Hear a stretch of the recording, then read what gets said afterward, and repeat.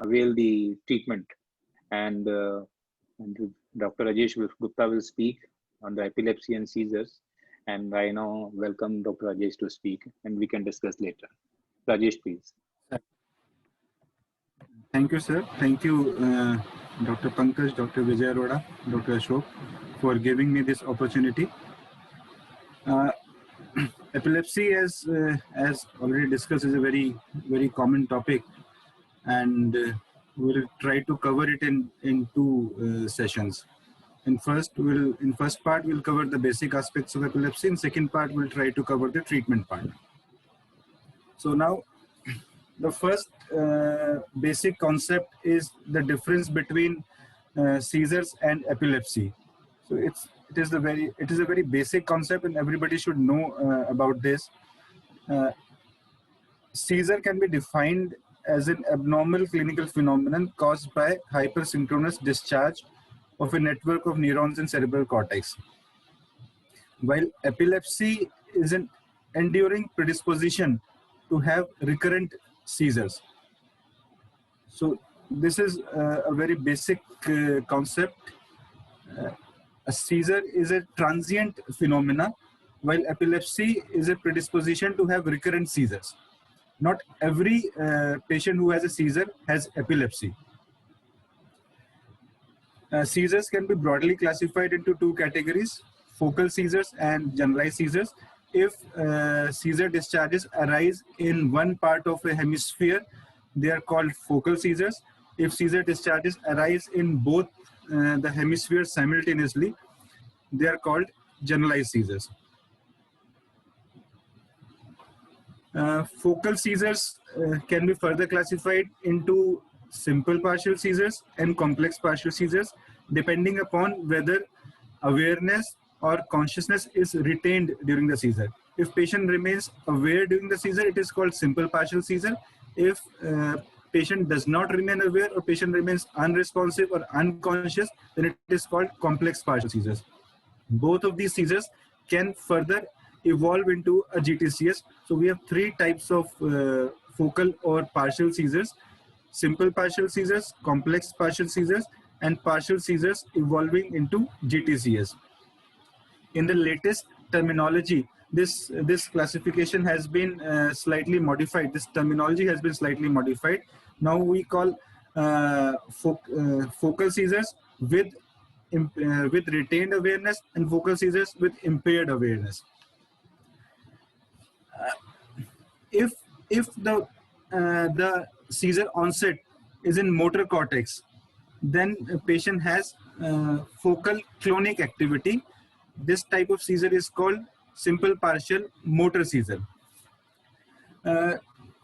Two things are important to remember in this. One is in these patients, seizure activity often progresses or spreads over a limb, or from one limb to another limb, or from upper limb to face on one part of the body. This is called Jacksonian march, and this is characteristic of a focal motor seizure. And second thing to remember is that after the seizure subsides, some patients may develop weakness of that part of the body, which is called TOTS paralysis. This TOTS paralysis or TOTS palsy usually lasts for a few minutes to few hours, but in some patients it may last for a few days also. If seizure onset involves sensory cortex, then patient will have a sensory partial seizures. In sensory partial seizure, patients usually have positive sensory phenomenon in the form of tingling or paresthesias. And again, like Jacksonian march, patient may have sensory march. It is important to differentiate a sensory seizure from a sensory TIA or sensory stroke, because these things may be confused in a patient. The two points which can help in differentiating is, number one, in sensory seizure, patients usually have positive phenomena in the form of tingling or paresthesias, while in sensory TIA, patients usually have negative sensory phenomena like numbness or numbness or inability to feel something. And the second point is duration. The seizure usually lasts for a few minutes only, say 2 minutes, 3 minutes, or 5 minutes, while TIA usually lasts from 5 minutes to 1 hour. So on the basis of these 2 points, we can differentiate between simple partial sensory seizure and sensory TIA. We can also have simple partial seizure arising from occipital lobe. In occipital lobe seizures, patients usually have positive visual phenomena in the form of flashes of light or sometimes formed hallucinations. Again, it is important to differentiate sensory seizure arising from occipital lobe from an occipital TIA or migraine visual aura.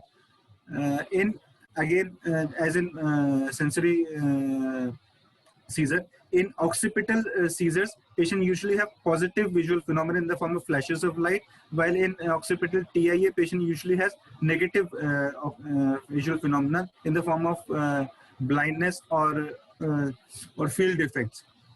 While in migraine visual aura, patients have positive visual phenomena, but that phenomena spreads over the hemifield of vision, and after the visual phenomena gets over, patient usually gets a severe throbbing headache. So by these points, we can differentiate between occipital seizure, occipital TIA, and migraine with visual aura.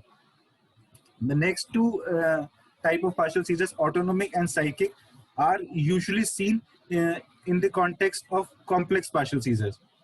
Complex partial seizures arise mostly from temporal lobe, but they can also arise from frontal lobe. And in the temporal lobe also, they mostly arise from medial temporal lobe and sometimes from lateral temporal lobe. In complex partial seizures arising from medial temporal lobe, patients first have a feeling of aura. And what is an aura? Aura is a simple partial seizure of purely subjective nature. Only patient can feel it, nobody else can see what is happening. And typical auras which are seen in patients of medial temporal lobe seizures are autonomic auras, like feeling of epigastric sensation, which is typically rising in nature, or psychic auras like fear of anxiety, feeling of anxiety, or feeling of fear, or deja vu phenomena, which is feeling of familiarity in unfamiliar surroundings, or jamais vu phenomena, which is feeling of unfamiliarity in familiar surroundings.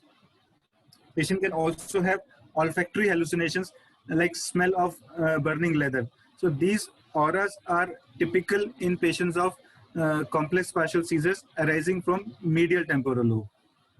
After the aura, patient develops automatisms. What are automatisms? Automatisms are repetitive movements which appear as voluntary, but they are purposeless. Patient usually is unaware by the time automatism develop, and patient cannot recall what happened during automatism. Two typical automatisms seen in complex partial seizures of medial temporal lobe are oroelementary automatism, in which patient has lip smacking movements or chewing movements. Patient may also develop manipulative automatisms in the form of fumbling or picking movements from hands. So complex partial seizures of medial temporal lobe typically has auras and then automatisms. Sometimes seizure may stop at automatism, and sometimes it may progress to secondary generalization. Complex partial seizures may also arise from frontal lobe, although now they're not as common as temporal lobe seizures. Frontal lobe CPS mostly arises during sleep, and they have patient develops hyperkinetic automatism, and patient vocalizes loudly. These seizures are very bizarre, and sometimes they are so bizarre that they can be confused with pseudo seizures or psychogenic seizures. And partial seizures, both simple partial seizures and complex partial seizures, can evolve into generalized tonic-clonic seizures. Now coming to generalized seizures. Generalized seizures are those seizures which arise from both hemispheres simultaneously. 6 types of generalized seizures are commonly seen: absence seizures, myoclonic seizures, tonic, atonic, clonic, and tonic-clonic seizures. In absence seizures, there is sudden vacant stare with motor arrest. It usually lasts less than 15 seconds. Patient is usually unresponsive and unaware during the seizure. However, as soon as the seizure ends, patient resumes his routine activities. There is no post-ictal confusion, but because patient has missed some conversation, he may appear confused after the seizure.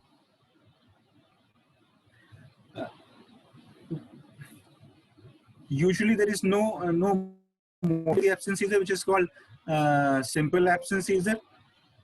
If there is some amount of motor activity also during the seizure, that is called complex absence seizures. Typical absence seizures is characterized on EEG by very characteristic 3 Hz spike and wave discharges. These discharges appear very dramatically on a EEG strip, start abruptly and they end abruptly with a normal background. They appear very beautiful on a EEG. On the other hand, atypical absence seizures can be differentiated from typical absence by the fact that their onset is less abrupt and their ending is also less abrupt. They have more motor manifestations. EEG shows slow spike and wave discharges, slower than 2.5 Hz, and they are usually seen in the presence of cognitive impairment and in association with other seizure types also. Now coming to myoclonic seizures. Myoclonic seizures are characterized by sudden jerks with an EEG correlate. The seizure lasts very brief. They are very brief. They last less than 250 milliseconds. Myoclonic seizures can be generalized if they involve the whole body. They can involve only the upper limbs. They can involve only the head or neck, or sometimes they involve only the diaphragm. Myoclonic seizures can arise from any part of the CNS, but when they arise from cerebral cortex and they have an EEG correlate, only then they are called epileptic myoclonic seizures. In this context, we should also remember that there is one terminology which is called negative myoclonus. While in myoclonus, there is brief motor activity. In negative myoclonus, there is brief pause in motor activity. They are usually seen in association with metabolic encephalopathies, typically hepatic encephalopathies. Now coming to tonic seizures. Tonic seizures are characterized by sudden increase in tone.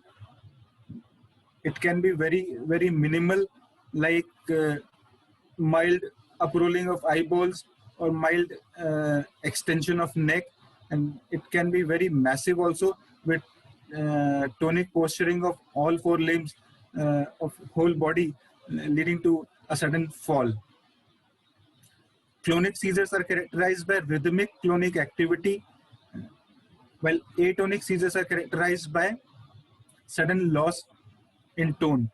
Again, it can be very minimal, like a head drop only, or it can be massive also, leading to sudden loss in tone in all the muscles, leading to fall. These 3 types, tonic, clonic, and atonic, are not very common in adult patients. They are usually seen in pediatric patients with severe epilepsy syndromes. Coming to tonic-clonic seizures or generalized tonic-clonic seizures, It is the most dramatic form of epilepsy and most widely recognized type of epilepsy, type of seizure. There is no aura, but patient may have a prodrome. A prodrome is a vague feeling that a seizure might occur. This prodrome may last for a few minutes, and in some patients may last for a few hours also. The seizure begins with sudden loss of consciousness and sudden tonic posturing of all four limbs. This tonic posturing leads to uprolling of eyeballs. Eyes are partially open, the mouth is open.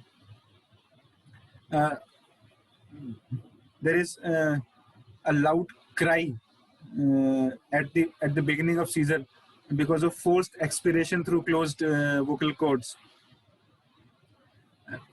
Patient starts getting cyanosed as the tonic phase progresses, and this tonic phase evolves into a clonic phase in which there is jerking all over the body.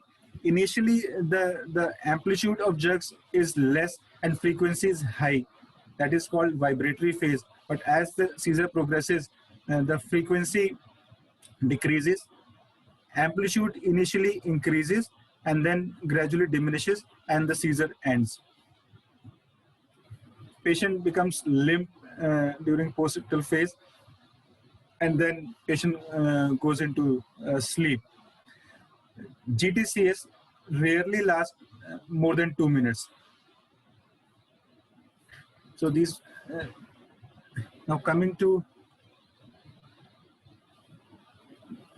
the type of seizures, according to the etiology, seizures can be classified into provoked seizure, which are also called as acute symptomatic seizures, and unprovoked seizures.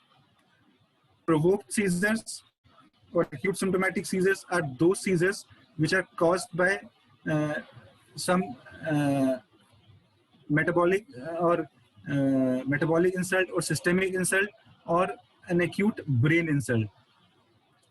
Systemic insult may include a drug intoxication or withdrawal of drug, or some metabolic derangements like hyponatremia or hypercalcemia or uremia or hepatic failure. While acute brain insults would include acute stroke, acute head injury. So seizures caused because of these causes are called provoked seizures. This is important because provoked seizures usually do not lead to long-term epilepsy, and hence we do not need to treat provoked seizures with long-term anti-epileptic drugs. However, short-term anti-epileptic drugs may be required in some cases to improve the prognosis. On the other hand, unprovoked seizures are those seizures which are caused without any identifiable cause, or seizures which occur because of a pre-existing brain lesion, or seizures which occur during a ongoing neurological illness.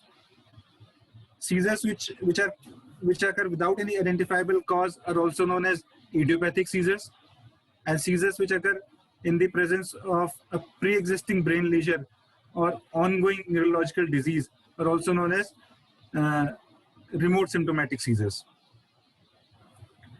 If patient has 2 or more unprovoked seizures, that means he or she has epilepsy, and he or she should be treated with long-term anti-epileptic drugs.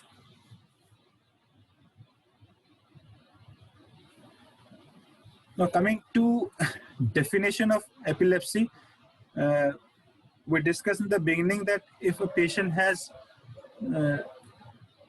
an enduring predisposition to have recurrent seizures, he or she is called to have epilepsy. But the definition is if a patient has 2 or more unprovoked seizures more than 24 hours apart. if two or more seizures occur within during 24 hours apart, they are not considered as separate seizures. They are considered as part of single seizures. So two or more unprovoked seizures more than 24 hours apart, or if a patient has a single seizure but EEG is diagnostic of an epilepsy syndrome, then also we can diagnose the patient as having epilepsy.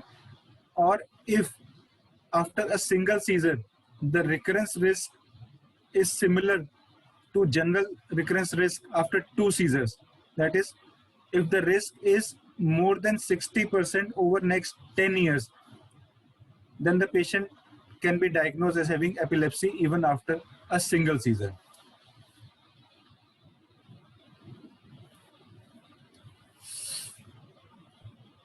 Now, what are the causes and risk factors for epilepsy?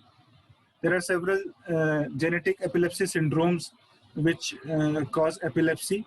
Apart from genetic causes, developmental malformations can cause epilepsy. Infections, in fact, neurocystic sarcosis is one of the most common causes of epilepsy in developing countries. Head trauma, vascular malformations, brain tumors, post-stroke epilepsy, inflammatory and autoimmune disorders. These are common causes of epilepsy.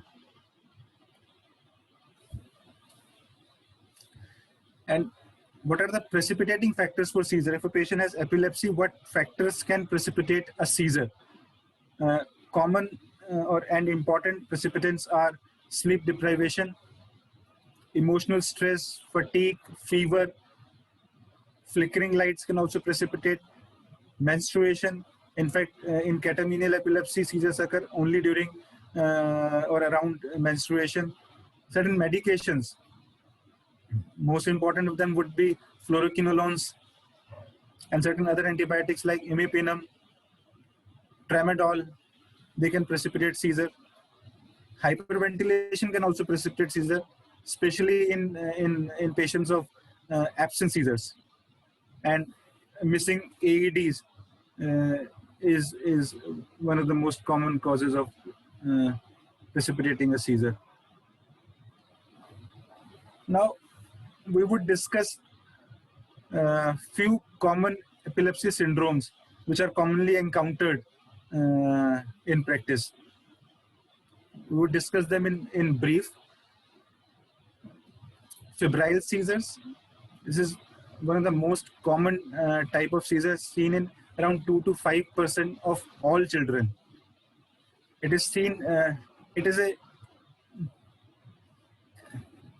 age-limited syndrome seen between the ages of 3 months to 6 years only.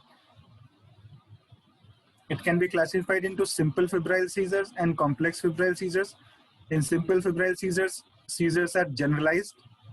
They last less than 15 minutes and there is no recurrence within 24 hours. While in complex febrile seizures, there is focal elements in seizure, or seizure lasts more than 15 minutes, or there is clustering of seizure, that is more than one seizure in a period of 24 hours. Usually there is no need to treat febrile seizures with prophylactic anti-epileptic drugs. Intermittent medications like intermittent clobazam may be used in some patients. With simple febrile seizures, there is no increased chance of developing late afebrile epilepsy, but with complex febrile seizure, the chances of developing later afebrile epilepsy increases.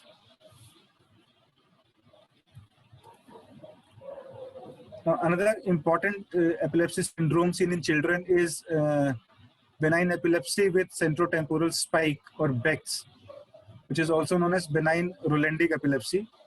It is the most common type of idiopathic partial epilepsy in children.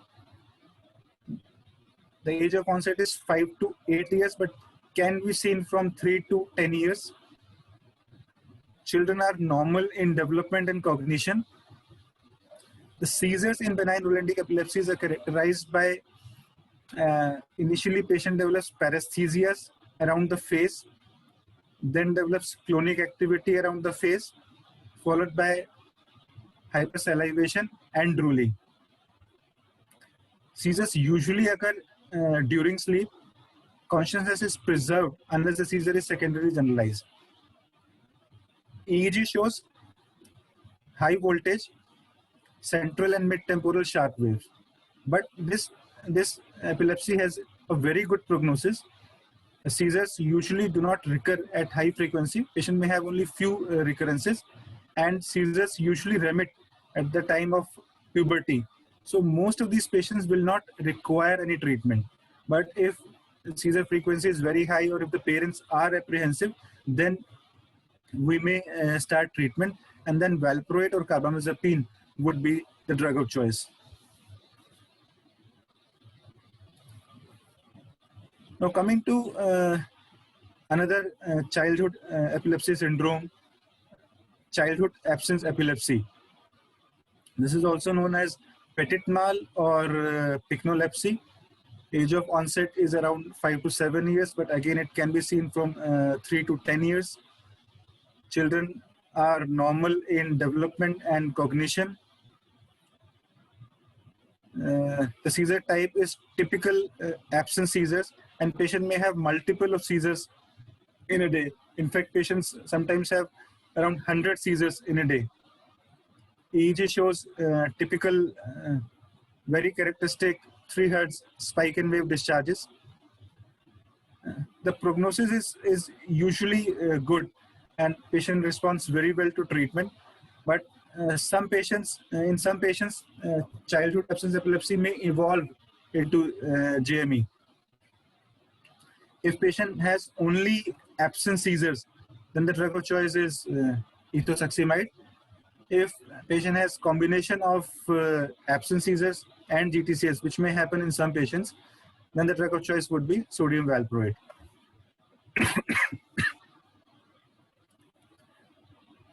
Now coming to juvenile myoclonic epilepsy, it is the most common epilepsy syndrome, also known as epilepsy of Zanz or impulsive petit mal. It constitutes around 10% of all cases of epilepsy. Age of onset is around 12 to 18 years.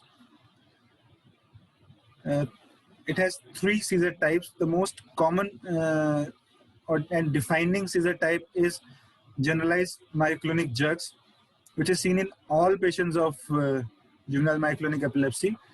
These myoclonic jerks are typically seen early in the morning. However, usually myoclonic seizures are not the one which bring the patient to the doctor. Patient comes to the attention of a doctor when a GTCS occurs. So it is very important, if we see a patient with first GTCS, to ask the history of myoclonic jerks in the past. Around 1/3 of patients would also have absence seizures. EEG is characterized by generalized 4 to 6 Hz spike and wave and polyspike and wave discharges. JME responds very well to treatment, but usually it's a lifelong condition. If we try to stop medication after say 5 years or 10 years, patient would usually have a relapse. Although in some patients, in around 30 to 40% of patients after the age of 50 or 60, usually medications may be stopped, but not before that. Drug of choice is sodium valproate, but JME is more common in female patients, and in female patients of childbearing age group, sodium valproate should not be used. In that condition, levetiracetam or lamotrigine should be the drug of choice.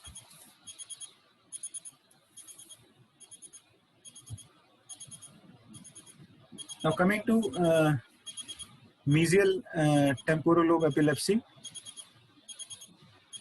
It is caused by neuronal loss and gliosis of the hippocampus. Patients frequently have history of complex febrile seizures in childhood. Age of onset is around adolescence. A patient typically have complex partial seizures, which we discussed earlier. MRI shows decreased volume and increased signal in the affected hippocampus. Important thing to remember is that these seizures are usually drug resistant. So if a patient has resistant epilepsy because of mesial temporal lobe epilepsy, that patient should be referred for surgery early on. We should not keep on treating the patient. If patient has failed two appropriately chosen and appropriately administered anti-epileptic drugs, then we should refer the patient to an epilepsy surgery center.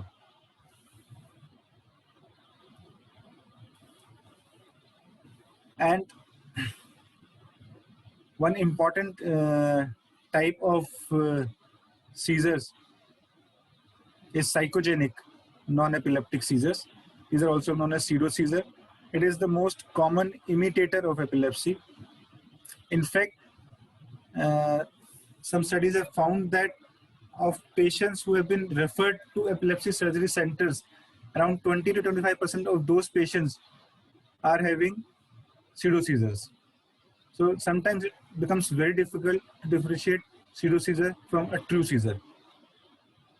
Features that differentiates psychogenic seizures from GTCS are out of phase upper and lower extremity movements, side to side head movement, forward pelvic thrusting. These seizures can be precipitated by suggestion and emotional triggers. This can be diagnosed on the basis of video EEG, which shows a typical event without EEG correlate.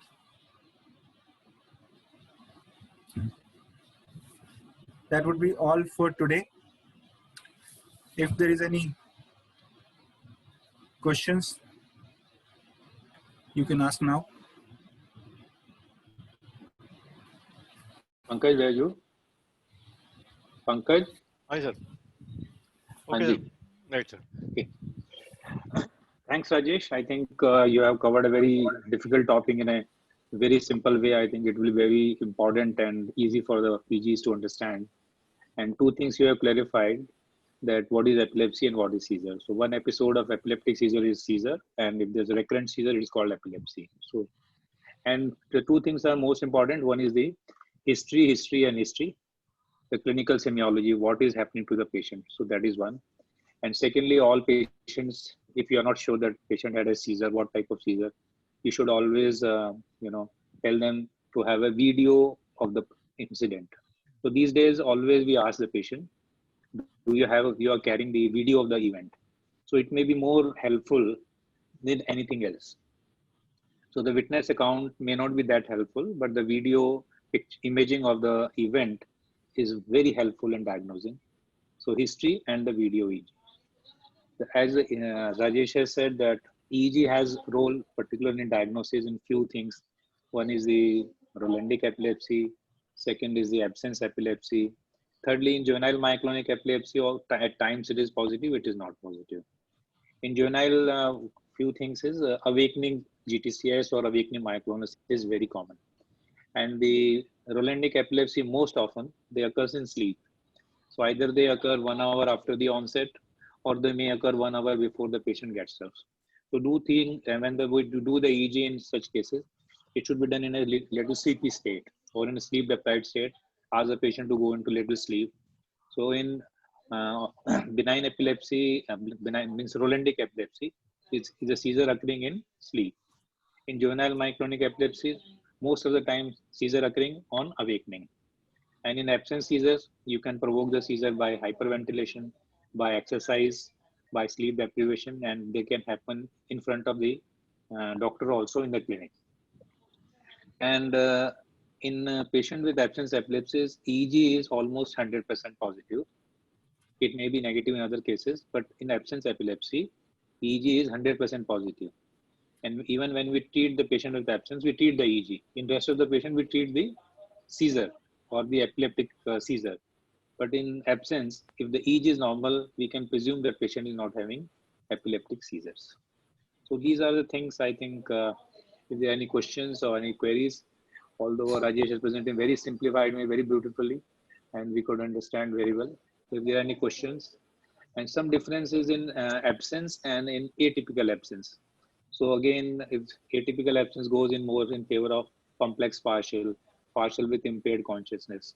So if you have a doubt of this, you can go with the EEG. If the EEG is positive, it is goes more in favor of absence epilepsy. If it is negative, then it goes more in favor of complex this thing, atypical absence, because at times it may be negative also. So these are my inputs. So if there are any questions, Rajesh, any questions? I think it's a very important aspect that you have covered. So I think next session that we'll be discussing about diagnosis and management probably. So how to diagnose, because EEG is not becoming now very handy thing. Right? Now you can have EEG, because in the past years it was very vast, the instrument that is you cannot carry over there, right? But now you have portable EEG and it can be done. So it's a very handy thing now, and now we can diagnose epilepsy in a very better way, right? So Rajesh, one question that comes in our mind, that how you differentiate between myoclonus epilepsy? Are myoclonus epilepsy the same, or myoclonus is different, or epilepsy is different? So myoclonus is a clinical phenomena, and myoclonus can arise from anywhere in the CNS. Those myoclonus which arise in the cerebral cortex, they are called myoclonic seizures, and they will have an EEG correlate also. So every myoclonus is not an epilepsy if it's arising from the cortex. Yeah. Sir, Dr. Ashok here, sir. Thank you very much, sir, for nice presentation, very simplified for a postgraduate point of view. Sir, epilepsy partialis continua. Sir, tell us something about this, sir. And what sort of epilepsy is, as a physician, we are sometimes confused whether it is fitting into absence seizures, and they are difficult to diagnose also unless it is seen by Neurologist. Yes, sir. If a simple partial motor seizure continues indefinitely, it is called epilepsia partialis continua. This type of seizure may continue for hours. Sometimes we have seen it to continue for days also. It can be caused by any structural lesion in the brain, but typically it used to be caused by Rasmussen encephalitis. But that is not very commonly seen nowadays. It can be caused by any structural lesion otherwise. Right. And the second part of the question was, I didn't get it, absence seizure? For physician's perspective, how to directly diagnose seizures, because sometimes it's very difficult to diagnose. So physician suppose comes, so what would you do to diagnose it? And I think Ashok, it's EEG. I think is a good tool now to diagnose at the very onset, because sometimes we as a physicians can used to see a lot of pseudo seizures, and sometimes it's very difficult to diagnose at particular point of time. So Dr. Rajesh has categorically said how to diagnose, how the differentiating features between clinical history and clinical examination. Most important thing is history, and history. Yeah. If you can document history, then definitely you can differentiate between pseudo seizures and actual seizures actually. Yes. And after history, as sir said, a recording of the event. Right. Recording is very important. Yes. Now everybody carries a smartphone now. So everybody can record it, and normally people are recording now the events, and they just come and show to the physician. Actually, this abnormal movement happened. Dr. Rajesh, we have comment upon post-stroke epilepsy, right? So can stroke preceded by epilepsy? So post-stroke epilepsy, there are two things: epilepsy or seizures occurring after a stroke. That is called post-stroke epilepsy. It can be of two types. Seizures after a stroke can be of two types: early seizures and late seizures. If a seizure occur within a week of stroke, that is called early seizure. Early seizure after a stroke usually do not increase the chance of a late post-stroke epilepsy. But seizures occurring after 1 week of stroke, they are called late seizures, and late seizures increase the chances of post-stroke epilepsy. So if a patient has early post-stroke seizures, we usually do not need to treat it with long-term prophylactic anti-epileptic drugs. But if a patient has late post-stroke seizure, then we need to treat the patient with long-term anti-epileptic drugs. But the second part is stroke occurring after seizure. So there has been some studies regarding this, and they have seen that the chances of stroke is higher in patients who have epilepsy. So, but there is no direct correlation. We don't know the exact cause of it. There are some postulates that seizures in that particular patient may be because of subcortical infarcts, and that increases the chances of stroke later. And second postulate is that anti-epileptic drugs per se may be atherogenic. That can also increase the chances of stroke later. So while seizures occurring after a stroke is very common and a well-established fact, but stroke occurring in a patient of epilepsy is not that common. Right. So the Just practical. to add, Yes, sir. Yes, sir. Pankaj, Yes, just to add on, like the patient of middle age having atherosclerotic risk factors of hypertension and diabetes and presenting with focal seizures, right? And just to find the etiology when we go for the MRI, so we find the cortical and subcortical infarcts. So not much of a motor deficit.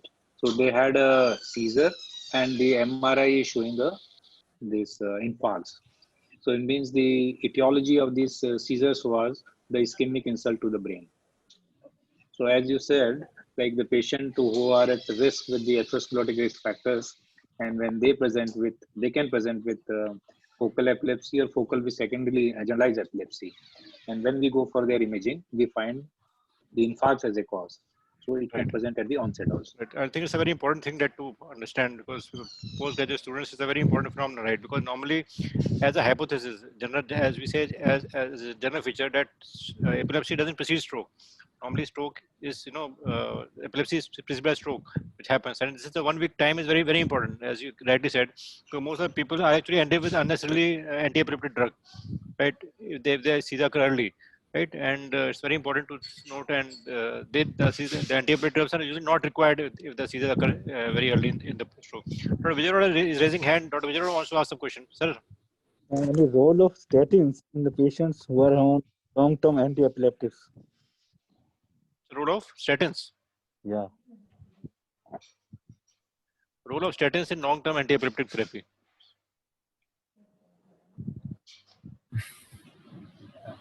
I'm not aware of any such role. Especially in patients who are having idiopathic epilepsy, where we do not find focal lesions. Pardon, sir? Especially in patients with idiopathic epilepsy, where we could not demonstrate any lesion. And most of the time, E is also normal, and the MRI is also. And these are the patients who are having seizures. Do they need statins along with anti-epileptic? I think no. I have not read any such recommendation or any. No, I can say no, because of course in stroke-related problems, statins have a protective role, but as of in any form of epilepsy, unless it is stroke-related or some atherosclerotic risk factor-related epileptic syndrome, we don't use statins. Good to hear, Vijay. Right. Epilepsy with the homocysteine levels? Hello. Any correlation of idiopathic epilepsy with homocysteine levels? Homocysteine levels. I think homocysteine is a very important risk factor for atherosclerosis per se, right? Young stroke, patient coming with young stroke. So, but I don't think homocysteine can have direct correlation with an epileptic episode. So it's a very important, theory nowadays when the young patient coming with stroke. So I think in patient with DVT and all that, some pro-coagulant state, we used to have this high, this homocysteine. So it's but I don't think there's any correlation between homocysteine and epilepsy as per se. So Rajesh, you want to say? I don't think It's a so. vascular risk factor. I think Yeah, it's a so vascular risk factor. more a vascular risk factor, not epileptic risk factor. So I think few questions have been asked about regarding the treatment part. I think treatment part will be taken care in the next session. Like epileptic surgery is asking what is epileptic surgery and what is it being carried out. So I think we can discuss later on with that. Yes. One thing that you have, Dr. Raj, you have discussed primary and secondary generalization. Sometimes it is very difficult for a physician to say it is primary or it is primary secondary generalization. So can we have some examination point of view that we can say that it is primary GTCS or it is a partial seizure with secondary generalization as you mentioned?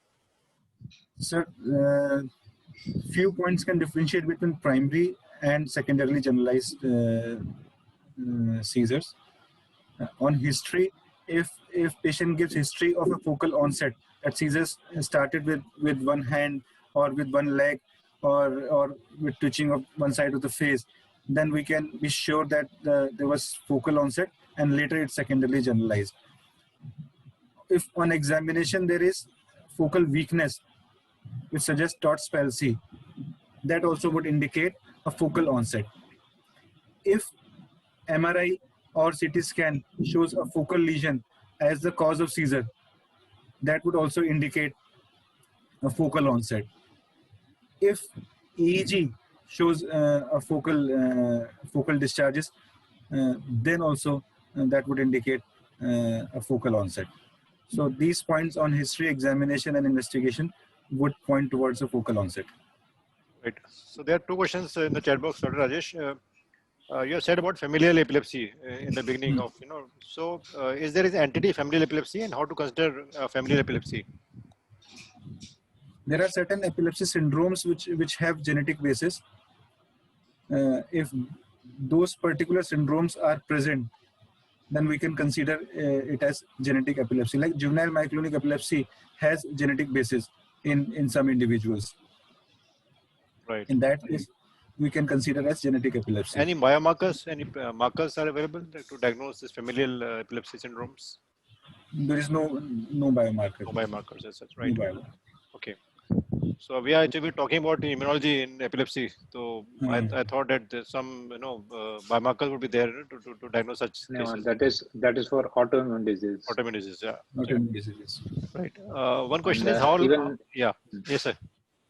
Even patient with juvenile myoclonic epilepsy, if you take a history, is a young girl between 12 to 18 years and having a first seizure of myoclonus or GTS, myoclonus leading to GTS, particularly precipitated by sleep deprivation and on awakening. And if EEG is positive or negative, but they are classified as juvenile myoclonic epilepsy syndrome. Right. So even the first seizure can give you the diagnosis of a epilepsy syndrome and they need long-term treatment. Right. Sir. There's no role of EEG. When we diagnose JME, so we don't go even for EEG. It's a waste of money and this thing. Right. So it's better to understand then what the patient suffers and why to go for EEG, like this benign Rolandic epilepsy, absence epilepsy, juvenile myoclonic epilepsy. There's no need of imaging. Dr. Rajesh Gupta, my request is next lecture, please spend 10-15 minutes on EEG. We will be more wiser because if you tell us the waveforms and how they discharge slow wave and all PGs and Yes, sir. It can be taken in the next session, sir. I think, yeah.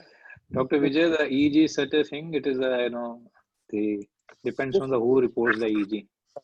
Many times the EEG means it is better that the clinician takes the history and with the history try to correlate the EEG.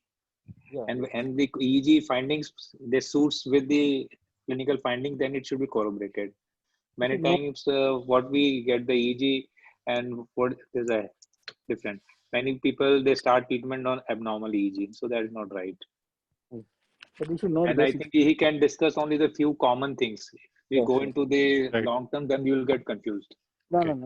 So Rajesh, you can show the sample pictures of juvenile myoclonic and benign Rolandic and absence seizures. The next class, then we can have some pictures, right? So there are a few questions for how long can post-ictal phase last, Dr. Rajesh? It usually lasts few minutes to say 1 hour or 2 hours, not more than that. Not more But than that. rarely it can last longer. But if it lasts, say more than 1 hour or more than 2 hours, we should consider the possibility of non-convulsive status epilepticus. Right. Sometimes after a GTCS patient goes into a state of non-convulsive status epilepticus, that should be, in that scenario, if after a GTCS patient does not become awake after say 1 hour or 2 hours, we should get an urgent EEG done to rule out non-convulsive status epilepticus. So Rajesh, we This is are one condition where EEG is very useful. yeah. Otherwise, in most of the conditions, it is not that useful. Right, we are listing quite a term, this, non-convulsive epilepsy. When we go to the rounds and in the ICU and all that, people say that it's a non-convulsive epilepsy. So what is the etiology of this non-convulsive epilepsy, and what are the common causes that we should keep in mind? Persons or patients with genetic or idiopathic epilepsy syndromes sometimes can develop non-convulsive status epilepticus, like patients of juvenile myoclonic epilepsy or other epilepsy syndromes. But usually what we see in clinical practice is patients who are in ICU, who are in sepsis, or who have metabolic abnormalities, they develop non-convulsive status epilepticus. Right. So I think what I have seen is it was quite underdiagnosed around 7-8 years back, but now it has become overdiagnosed.